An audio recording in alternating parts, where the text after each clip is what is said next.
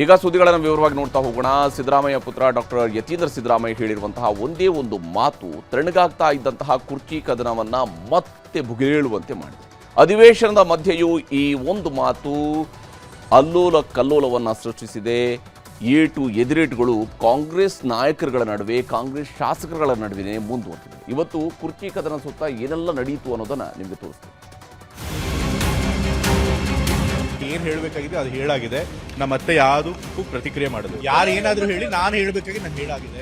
ವರಿಷ್ಠ ಸ್ಥಾನ ನೀವು ಯಾರು ತುಂಬಕ್ಕೆ ಹೋಗಬೇಡಿ. ಸಿದ್ದರಾಮಯ್ಯನವರು ನಾಯಕತ್ವ ಬೇಡ ಅಂದಾಗ ತಾನೇ ಬೇರೆ ಪರ್ಯಾಯ ನಾಯಕತ್ವದ ಪ್ರಶ್ನೆ ಬರೋದು. ಆ ಮುಖ್ಯಮಂತ್ರಿ ಕುರ್ಚಿದಲ್ಲಿ ಸಿದ್ದರಾಮಯ್ಯ ಅವರು ಕೂತವ್ರು ಏನಕ್ಕಿದೆಲ್ಲ ಚರ್ಚೆ ಬೇಕು. ಅವ್ರು ಏನ್ ಹೇಳಿಕೆ ಕೊಟ್ಟಿದ್ದಾರೆ ಅನ್ನೋದು ನನಗಿನ್ನ ಅರ್ಥ ಇಲ್ಲ. ನಾನು ಅವ್ರ ಹತ್ರ ಮಾತಾಡ್ತೀನಿ. ಯಾರು ಮುಖ್ಯಮಂತ್ರಿ ಆಗಬೇಕು ಅನ್ನೋದು ಶಾಸಕರ ಮೀಟಿಂಗ್. ತಮ್ಮ ಪಕ್ಷದಲ್ಲೇ ತಾವು ಖರೀದಿ ಮಾಡ್ತಾ ಇದ್ದಾರೆ. ಅಧಿಕಾರ ಹಸ್ತಾಂತರ, ಕುರ್ಚಿ ಕಚ್ಚಾಟ, ಪಟ್ಟಕ್ಕಾಗಿ ಫೈಟ್, ಹೀಗೆ ಎಲ್ಲದಕ್ಕೂ ಬ್ರೇಕ್ ಹಾಕಿದ್ದು ಆ ಎರಡು ಬ್ರೇಕ್ಫಾಸ್ಟ್ ಮೀಟಿಂಗ್ಗಳು. ಅದಾದ ನಂತರ ಸಿಎಂ ಹಾಗೂ ಡಿಸಿಎಂ ಒಗ್ಗೂಡಿ ಹೇಳಿದ್ದ ಮಾತು ಹೈಕಮಾಂಡ್ ನಿರ್ಧಾರಕ್ಕೆ ನಾವೆಲ್ಲ ಬದ್ಧ ಎಂಬ ನಿಲುವು. ಆದರೆ ಕಾಂಗ್ರೆಸ್ನ ಪರಿಸ್ಥಿತಿ ಸದ್ಯಕ್ಕೆ ಹೊರಗೆ ಒಗ್ಗಟ್ಟು, ಒಳಗೆ ಬಿಕ್ಕಟ್ಟು ಎಂಬ ರೀತಿಯಲ್ಲೇ ಮುಂದುವರೆದಿದೆ. ಕುರ್ಚಿ ಕಚ್ಚಾಟದ ಮತ್ತೊಂದು ಪರ್ವಕ್ಕೆ ಡಾಕ್ಟರ್ ಯತೀಂದ್ರ ಸಿದ್ದರಾಮಯ್ಯ ಮುನ್ನುಡಿ ಬರೆದಿದ್ದಾರೆ. ನಿನ್ನೆ ಡಾಕ್ಟರ್ ಕೊಟ್ಟ ಡೋಸ್ ಕಾಂಗ್ರೆಸ್ನಲ್ಲಿ ಹೊಸ ಜಟಾಪಟಿಗೆ ನಾಂದಿ ಹಾಡಿದೆ. ಇದಾದ ನಂತರ ಇವತ್ತು ಕೂಡ ನಿನ್ನೆಯ ಹೇಳಿಕೆಗೆ ಬದ್ಧರಾಗಿಯೇ ನಾನು ಹೇಳುವಂಥದ್ದನ್ನೆಲ್ಲ ಹೇಳಿಯಾಗಿದೆ ಎಂದು ಯತೀಂದ್ರ ಸ್ಪಷ್ಟಪಡಿಸಿದ್ದಾರೆ. ಮೊದಲನೇ ವರ್ಷ ಅದು ಮೂಡ ಬಂತು, ಆ ಸಮಯದಲ್ಲೂ ತಂದೆಯವರು ಪದವಿಯಿಂದ ಕೆಳಗಿಳಿತಾರೆ ಅಂತ ಹೇಳಿದ್ರು. ನಂತರ ಲೋಕಸಭಾ ಎಲೆಕ್ಷನ್ ಬಂತು, ಅದ್ರೊಳಗೂ ಕೂಡ ಸೀಟ್ ಕಮ್ಮಿ ಬಂದು ಅವ್ರನ್ನ ಕೆಳಗಿಳಿಸ್ತಾರೆ ಅಂತ ಹೇಳಿದ್ರು. ಸೊ ಹಾಗ ಅವ್ರು ಹೇಳ್ಕೊಂಡೇ ಬರ್ತಿದ್ದಾರೆ. ಬಟ್ ಅವ್ರು ಕನಸು ಕಾಣ್ತಾ ಕೂತಿರ್ಬೇಕಷ್ಟೇ. 5 ವರ್ಷ ಸಿದ್ದರಾಮಯ್ಯ ಇರ್ತಾರೆ ಸರ್ ಅಧಿಕಾರದಲ್ಲಿ. ನಾನು ಈಗಾಗಲೇ ಅದ್ರ ಬಗ್ಗೆ ಹೇಳಿದ್ದೀನಿ. ವೈಯಕ್ತಿಕವಾಗಿ ಮುಖ್ಯಮಂತ್ರಿಗಳು 5 ವರ್ಷ ತಮ್ಮ ಸಂಪೂರ್ಣ ಅಧಿಕಾರಾವಧಿಯನ್ನ ಪೂರ್ಣ ಮಾಡ್ತಾರೆ ಅನ್ನೋ ನಂಬಿಕೆ ನನಗಿದೆ. ನಿನ್ನೆನೆ ನಾನು ಎಲ್ಲಾನು ಏನ್ ಹೇಳ್ಬೇಕು ಹೇಳಿದ್ದೀನಿ. ಮತ್ತೆ ಆ ವಿಷಯದಲ್ಲಿ ಮಾತಾಡುವಂತದ್ದೇನು ಅಲ್ಲ, ಪ್ರತಿಕ್ರಿಯೆ ಬರುತ್ತೆ. ಅಲ್ಲ, ಪ್ರತಿ ಬಾರಿ ಪ್ರತಿಯೊಬ್ರು ಏನಾದ್ರು ಹೇಳಿದಕ್ಕೆಲ್ಲ ನಾನು ಪ್ರತಿಕ್ರಿಯೆ ಮಾಡ್ಕೊಂಡು ಕೂತ್ಕೊಳ್ಳೋದಕ್ಕಾಗಲ್ಲ. ನಾನು ಏನ್ ಹೇಳ್ಬೇಕು ಏನೇನು ಹೇಳಾಗಿದೆ. ಆದ್ರೆ ಯತೀಂದ್ರ ತಮ್ಮ ಮಾತಿಗೆ ಬಂದಿರುವ ಪ್ರತಿಕ್ರಿಯೆಗಳ ಬಗ್ಗೆ ತಲೆ ಕೆಡಿಸಿಕೊಳ್ಳಲಿ ಬಿಡಲಿ, ಕಾಂಗ್ರೆಸ್ನಲ್ಲಿರುವ ಇನ್ನೊಂದು ಬಣಕ್ಕೆ ಸಿಟ್ಟು ತರಿಸಿದೆ. ಇದೇ ಕಾರಣಕ್ಕೆ ವರಿಷ್ಠರು ಹೇಳುವಂತದ್ದನ್ನ ಅವರೇ ಹೇಳ್ತಾರೆ. ಆ ಕೆಲಸವನ್ನ ಯತೀಂದ್ರ ಮಾಡೋದು ಬೇಡ ಎಂದು ಡಿಕೆಶಿ ಆಪ್ತ ಶಾಸಕರು ಕುಟುಕಿದ್ದಾರೆ. ಎಲ್ಲವೂ ವರಿಷ್ಠ ಸ್ಥಾನ ನೀವು ಯಾರು ತುಂಬಕ್ಕೆ ಹೋಗಬೇಡಿ. ವರಿಷ್ಠರದೇ ಆದಂತ ಒಂದು ಗೌರವ ಇದೆ. ವರಿಷ್ಠರು ತೀರ್ಮಾನ ತಗೊಳ್ತೀವಿ ಅಂತ ಹೇಳಿದ್ದಾರೆ. ವರಿಷ್ಠರ ಮಾತಿಗೆ ನಾವೆಲ್ಲರೂ ಬದ್ಧವಾಗಿರಬೇಕಾಗ್ತದೆ. ಹೀಗೆ ಏಟಿಗೆ ಎದುರೇಟು ಎಂಬುದು ಈಗ ಖಚಿತವಾಗಿದೆ. ಇದರ ನಡುವೆ ಸಿದ್ದರಾಮಯ್ಯನವರ ಮಗನೇ ಮಾತಾಡಿರುವಾಗ ನಾವಿನ್ನು ಸುಮ್ಮನಿರೋದೇಕೆ ಎಂದು ಹಲವರು ಆಕ್ಟಿವ್ ಆಗಿದ್ದಾರೆ. ಸಿಎಂ ಸಿದ್ದರಾಮಯ್ಯ ಪರ ಬ್ಯಾಟಿಂಗ್ಗೆ ಇಳಿದಿದ್ದಾರೆ. ಜೊತೆಗೆ ಈ ವಿಶ್ವಾಸದ ಹಿಂದೆ ಹಲವು ಲೆಕ್ಕಾಚಾರಗಳು ಸಾಗಿವೆ. ಸಿದ್ದರಾಮಯ್ಯ ಪೂರ್ಣಾವಧಿ ಸಿಎಂ ಆಗ್ತಾರೆ ಎಂಬ ವಿಶ್ವಾಸವಿದೆ. ಹೈಕಮಾಂಡ್ ಬದಲಾವಣೆ ಮಾಡಲ್ಲ ಎಂಬ ನಂಬಿಕೆಯೂ ಇದೆ. ಸಿದ್ದರಾಮಯ್ಯ ಮಾಸ್ ಲೀಡರ್, ಅಹಿಂದ ನಾಯಕ.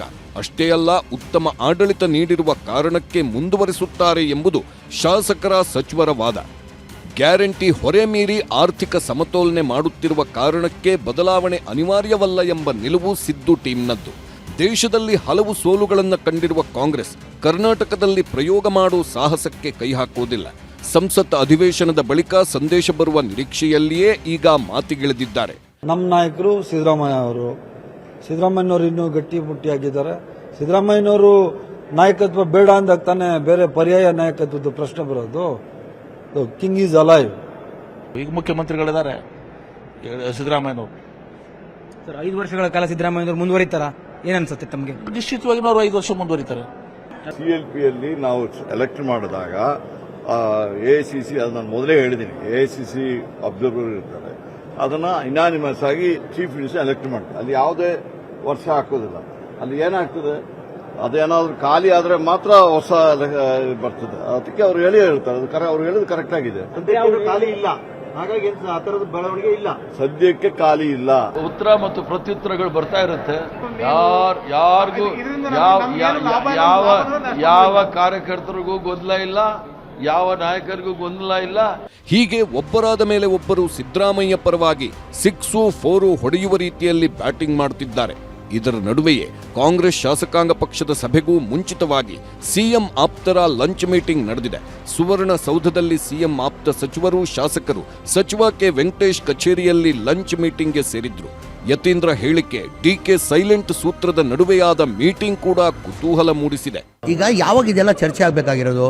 ಮುಖ್ಯಮಂತ್ರಿ ಕುರ್ಚಿ ಖಾಲಿ ಇದ್ರೆ ಆ ಮುಖ್ಯಮಂತ್ರಿ ಕುರ್ಚಿದಲ್ಲಿ ಸಿದ್ದರಾಮಯ್ಯ ಅವರು ಕೂತವ್ರು, ಏನಕ್ಕೆ ಇದೆಲ್ಲ ಚರ್ಚೆ ಬೇಕು? ಈಗ ನಮ್ಮ ಪಕ್ಷ ಯಾರು? ಹೈಕಮಾಂಡ್. ಯತೀಂದ್ರ ಏನೇ ಹೇಳಿದ್ರೂ ಯಾರೂ ಮಾತಾಡಬೇಡಿ.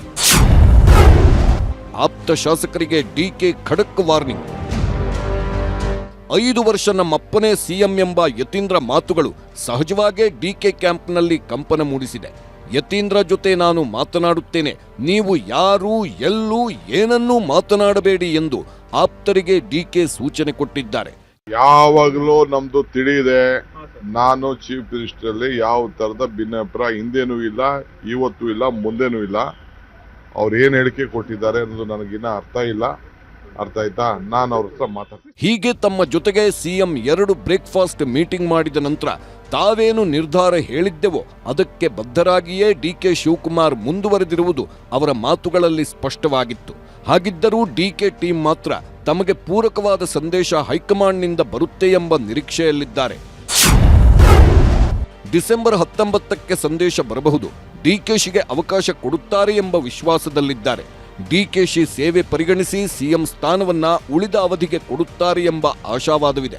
ಮುಂದಿನ ಅವಧಿಗೆ ಪಕ್ಷ ಸಂಘಟನೆ ಮಾಡುವ ಉದ್ದೇಶದಿಂದ ಡಿಕೆಶಿ ಜನವರಿ ತಿಂಗಳಿನಲ್ಲಿ ಸಿಎಂ ಆಗ್ತಾರೆ ಎಂಬ ನಂಬಿಕೆಯಲ್ಲೇ ಕಾದು ನೋಡುವ ತಂತ್ರ ಮಾಡಿದ್ದಾರೆ ಡಿಕೆ ಆಪ್ತರು.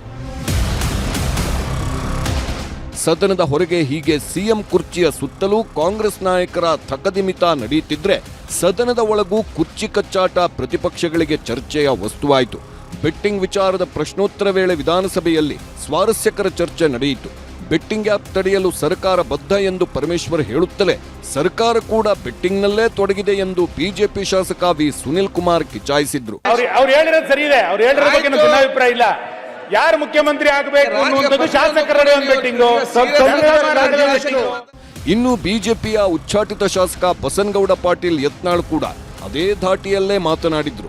40 ಕೋಟಿ ರೂಪಾಯಿ ಕ್ಯಾಶು, ಒಂದು ಫಾರ್ಚುನರ್ ಗಾಡಿ, ಬೆಂಗಳೂರಿನಲ್ಲಿ ಒಂದು ಫ್ಲಾಟು ಒಂದು ಕಡೆಯಿಂದ ಡಿಮಾಂಡ್ ಬರ್ತಾ ಇದೆ. ಅದಕ್ಕೆ ಪೂರ್ವಕವಾಗಿ ನಾ ಏನು ಕೊಡ್ಬೇಕಂತ ಇನ್ನೊಂದು ಕಡೆ ಡಿಮಾಂಡ್. ಈ ವ್ಯಾಪಾರ ನಡೆದಿದೆ, ಕುದುರೆ ವ್ಯಾಪಾರ. ಇದು ವಿರೋಧ ಪಕ್ಷದ ಖರೀದಿಯಲ್ಲಿ ನಡೆದಿಲ್ಲ, ತಮ್ಮ ಪಕ್ಷದಲ್ಲೇ ತಾವು ಖರೀದಿ ಮಾಡ್ತಾ ಇದ್ದಾರೆ. ವಿಧಾನಸಭೆ ವಿಧಾನ ಪರಿಷತ್ನಲ್ಲೂ ಚರ್ಚೆಗಳ ವೇಳೆ ಸರ್ಕಾರವನ್ನ ಪ್ರತಿಪಕ್ಷಗಳ ಸದಸ್ಯರು ಹೆಜ್ಜೆ ಹೆಜ್ಜೆಗೂ ಕಿಚಾಯಿಸುತ್ತಲೇ ಇದ್ದಾರೆ. ಚರ್ಚೆಗಳ ರಸದೌತಣದಲ್ಲಿ ಕುರ್ಚಿ ಕಚ್ಚಾಟದ ಒಗ್ಗರಣೆಯನ್ನು ಹಾಕಲು ಪ್ರತಿಪಕ್ಷಗಳು ಮರೆಯುತ್ತಿಲ್ಲ. ಆದರೆ ಆಡಳಿತ ಪಕ್ಷದಲ್ಲಿ ಕುರ್ಚಿ ಕದನದ ಚರ್ಚೆ ನಿಲ್ಲೋದು ಯಾವಾಗ ಎನ್ನುವುದಕ್ಕೆ ಕಾಂಗ್ರೆಸ್ ಹೈಕಮಾಂಡ್ ಉತ್ತರ ಕೊಡಬೇಕಿದೆ. Bureau report, news 18.